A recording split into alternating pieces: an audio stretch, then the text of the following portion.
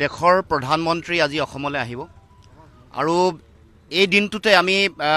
অসমলৈ আদৰণি জনাই দেশৰ প্ৰধানমন্ত্ৰী নৰেন্দ্ৰ মোদী ডাঙৰীয়াক আমি কেইবাটাও প্ৰশ্ন উত্থাপন কৰিব খুজিছোঁ। ভাৰতবৰ্ষৰ প্ৰধানমন্ত্ৰী নৰেন্দ্ৰ মোদী ডাঙৰীয়াই উত্তৰ পূৰ্বাঞ্চলক অষ্টলক্ষ্মী বুলি কৈছিল আৰু এ ফৰ আপেল নহয়, এ ফৰ আছাম বুলি কৈছিল। কিন্তু এই বুলি কোৱাৰ পাছতো তিনিবাৰৰ কাৰণে দেশৰ প্ৰধানমন্ত্ৰী হ'ল, কিন্তু আমাৰ অসমৰ যিবোৰ আশা আকাংক্ষা, মৌলিক সমস্যা, জাতীয় যিবোৰ প্ৰশ্ন, এইবোৰ সমাধান কৰিবৰ কাৰণে দেশৰ প্ৰধানমন্ত্ৰীয়ে কোনো ধৰণৰ ব্যৱস্থা গ্ৰহণ নকৰিলে। আজি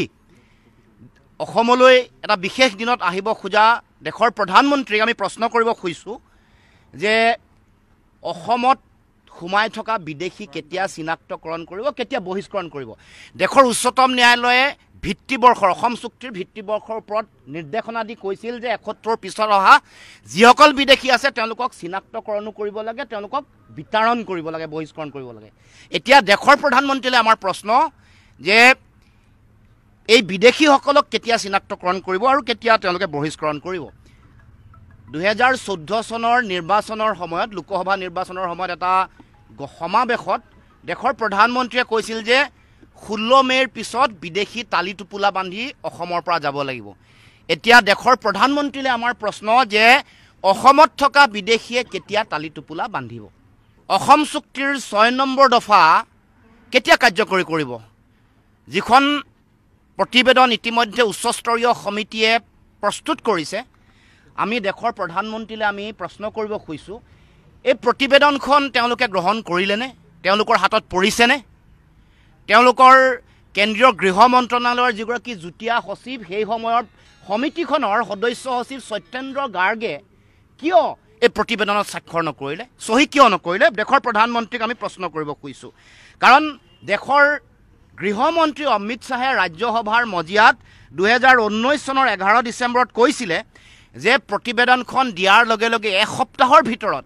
দাড়ি কমাসহ কাৰ্যকৰী কৰিবৰ কাৰণে তেওঁলোকে ব্যৱস্থা গ্ৰহণ কৰিব। এতিয়া আমাৰ প্ৰশ্ন যে দেশৰ প্ৰধানমন্ত্ৰীয়ে অসমক কেতিয়া সাংবিধানিক ৰক্ষা কৱচ দিব। কাৰণ সমিতিখনত এই ব্যৱস্থাসমূহ কৈছিল যে স্থানীয় নিকায়, বিধানসভা, লোকসভাত ৮০% আসন সংৰক্ষণ, যিবোৰ সংৰক্ষিত এলেকা আছে, তাৰমানে ষষ্ঠ অনুসূচীৰ যিবোৰ এলেকা যিবোৰ আছে বা যিবোৰ জনজাতীয় মানুহৰ কাৰণে সংৰক্ষিত আসনক বাদ দি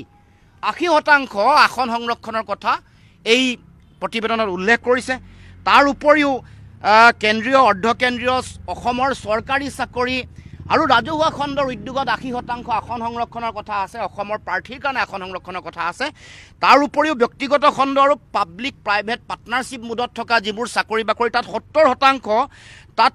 আমাৰ স্থানীয় যুৱক যুৱতীৰ তাত চাকৰিৰ কথা উল্লেখ আছে। এইবোৰ কেতিয়া অসমৰ ৰাইজক দিব, প্ৰধানমন্ত্ৰীক প্ৰশ্ন কৰিব খুজিছোঁ। ইনাৰ লাইন পাৰ্মিটৰ ব্যৱস্থা কেতিয়া কৰিব, অসমীয়া ভাষাক অগ্ৰাধিকাৰ ভিত্তিত চাকৰি নিযুক্তিৰ ইয়াত প্ৰতিশ্ৰুতি আছিল, এইবোৰ কেতিয়া পালন কৰিব, ভাৰতবৰ্ষৰ প্ৰধানমন্ত্ৰীক প্ৰশ্ন কৰিব খুজিছোঁ। বান গৰাখহনীয়া সমস্যাৰ স্থায়ী সমাধান কৰিম বুলি দেশৰ প্ৰধানমন্ত্ৰীয়ে ২০১৪ চনৰ ৮ ফেব্ৰুৱাৰীত আমাৰ খানাপাৰাত হোৱা মহাজাগৰণ ৰেলীত প্ৰধানমন্ত্ৰীয়ে প্ৰতিশ্ৰুতি দিছিল, কৈছিল যে বানপানী গৰাখহনীয়াৰ স্থায়ী সমাধান কৰিব, ৰাষ্ট্ৰীয় সমস্যা হিচাপে সমাধান কৰিবৰ কাৰণে বিশেষ ব্যৱস্থা গ্ৰহণ কৰিব। কিন্তু এতিয়া দেশৰ প্ৰধানমন্ত্ৰীলৈ প্ৰশ্ন, বানপানী আৰু গৰাখহনীয়াই অসমৰ অৰ্থনীতিৰ পৰিকাঠামো ভাঙি থান বান কৰি দিয়া এই সমস্যাটোৰ স্থায়ী সমাধান কেতিয়া কৰিব। অসমলৈ কেতিয়া আছে দিন আহিব, অসমৰ সাধাৰণ জনগণে কেতিয়া ভাল দিনৰ সন্ধান পাব, যি সময়ত খোৱা বোৱা সামগ্ৰীৰ দাম বঢ়াইছে, কৰ কাটল লগাইছে, ২৭খন টোলগেট দিব খুজিছে, ৭খন ইতিমধ্যে আছে। টোলগেট থকাৰ পাছতো ৰাষ্ট্ৰীয় ঘাইপথ ভাল নহয়, পেট্ৰল ডিজেল গেছৰ চিলিণ্ডাৰৰ দাম কেতিয়া কমিব, আমাৰ জীৱনদায়িনী ঔষধ আৰু আন ঔষধৰ দাম কেতিয়া কমিব, ঘৰ বন্ধা সামগ্ৰীৰ দাম কেতিয়া কমিব, আৰু তাৰ লগে লগে মাটিৰ খাজানা কেতিয়া কমিব। দেশৰ প্ৰধানমন্ত্ৰীক আমি প্ৰশ্ন কৰিব খুজিছোঁ, তেতিয়াহে আমি পাব কাংক্ষিত আমাৰ আচ্ছা দিন আহিব। নামনি সোৱণশিৰি জলবিদ্যুৎ প্ৰকল্প সম্পৰ্কত বিজেপি দেশৰ প্ৰধানমন্ত্ৰীয়ে কিয় ইউটাৰ্ণ মাৰিলে। ২০১০ চনৰ ১৭ ছেপ্টেম্বৰত গেৰুকামুখত দেশৰ সেই সময়ৰ বিজেপি দলৰ তেওঁলোকৰ সভাপতি ৰাজনাথ সিং, বৰ্তমান প্ৰতিৰক্ষা মন্ত্ৰী ৰাজনাথ সিঙে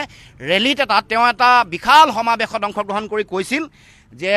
বৃহৎ নদী বান্ধ তেওঁলোকে এই বিশেষকৈ নামনি সোৱণশিৰি প্ৰকল্পত তেওঁলোকে অহাৰ লগে লগে বন্ধ কৰি দিব, ভাঙি দিব। কিন্তু এইটো সম্পৰ্কত কিয় ইউটাৰ্ণ ল'লে আৰু তেওঁলোকে কৈছিল দেশৰ প্ৰধানমন্ত্ৰীয়ে অৰুণাচলৰ পাছিঘাটৰ জনসভাত কৈছিল যে বৃহৎ নদী বান্ধৰ আমি পোষকতা নকৰোঁ সৰু সৰু ক্ষুদ্ৰ ক্ষুদ্ৰ নদী বান্ধ যিবোৰ ৰান অফ দ্য ৰিভাৰ হ'ব সেইবোৰ নদী বান্ধহে আমি গ্ৰহণ কৰিম গতিকে এইবোৰ প্ৰশ্ন আমি উত্থাপন কৰিছোঁ আজিৰ এই বিশেষ দিনটোত আমাৰ চাহ জনগোষ্ঠী অসমীয়া জাতীয় জীৱনৰ অভিন্ন অংগ চাহ জনগোষ্ঠীৰ আজি ঝুমুৰ নৃত্য প্ৰধানমন্ত্ৰীৰ আগত প্ৰদৰ্শন কৰা হ'ব গতিকে এনে দিনটোত আমি চাহ জনগোষ্ঠীৰ যিবোৰ প্ৰতিশ্ৰুতি দিছিল তেওঁলোকৰ সমস্যা সমাধানৰ এইবোৰ প্ৰতিশ্ৰুতি কেতিয়া পালন কৰিব প্ৰশ্ন কৰিব খুজিছোঁ 351 টকা দিম বুলি ভিজন ডকুমেণ্টত তেওঁলোকৰ লিখা আছে আজি বৰাক উপত্যকাত 228 টকা আৰু ব্ৰহ্মপুত্ৰ উপত্যকাত 250 টকা আৰু এতিয়া বাগানসমূহৰ মাটি অধিগ্ৰহণ কৰি 10% মাটি তেওঁলোকে বেলেগ কাম কাজত ব্যৱহাৰ কৰিবলৈ সিদ্ধান্ত গ্ৰহণ কৰিছে আইন প্ৰণয়ন কৰিলে গতিকে বাগানৰ কৃষিভূমি সংকুচিত হ'ল তাৰ লগে লগে তেওঁলোকৰ বিদ্যালয়সমূহত আজিলৈকে শিক্ষক নিযুক্তি দিয়া নাই বাগান অঞ্চলৰ মানুহৰ তেওঁলোকৰ মাটিৰ ম্যাদী পট্টা দিয়া নাই স্বাস্থ্য সেৱা তেওঁলোকে যেনেকৈ প্ৰতিখন বাগানত চিকিৎসক থাকিব লাগে সেই প্ৰতিশ্ৰুতিসমূহ সেই বিষয়সমূহ এই মৌলিক বিষয়সমূহ সমাধান কৰিবৰ কাৰণে দেশৰ প্ৰধানমন্ত্ৰীয়ে কেতিয়া মুখ্যমন্ত্ৰীক ক'ব আৰু সংশ্লিষ্ট কোম্পানীসমূহক কেতিয়া হেঁচা দিব এই প্ৰশ্নৰ আমাৰ উত্তৰ লাগে আমাৰ অবৈধ কয়লাৰ সিন্ডিকেট চলি আছে কয়লাৰ খননৰ সিন্ডিকেট চলি আছে গতিকে আপোনালোকে সকলোৱে জানে যে প্ৰাঞ্জল মৰাণ নামৰ এগৰাকী ব্যক্তি মৃত্যুমুখত পৰিলে উমৰাংচুত 10 গৰাকী মৰিলে বুলি চৰকাৰী সূত্ৰত কৈছে কিন্তু বেচৰকাৰী সূত্ৰত 26 গৰাকী মানুহ মৰিছে আৰু এতিয়া এই অবৈধ কয়লাৰ খননৰ ন্যায্যতা লৈ আমাৰ উচ্চ ন্যায়ালয়ে তেওঁলোকে স্বমত PIL তেওঁলোকে গ্ৰহণ কৰিছে তেনে প্ৰেক্ষাপটত এই কয়লা আৰু কয়লাৰ খনন আৰু সিন্ডিকেটৰ লগত জড়িতসকলৰ বিৰুদ্ধে কেতিয়া দেশৰ প্ৰধানমন্ত্ৰীয়ে আইনগত ব্যৱস্থা ল'বৰ কাৰণে তেওঁ সিদ্ধান্ত দিব বা নিৰ্দেশনা দিব সেই প্ৰশ্ন আমি উত্থাপন কৰিব খুজিছোঁ দুৰ্নীতিমুক্ত অসম কেতিয়া অসমত প্ৰতিষ্ঠা হ'ব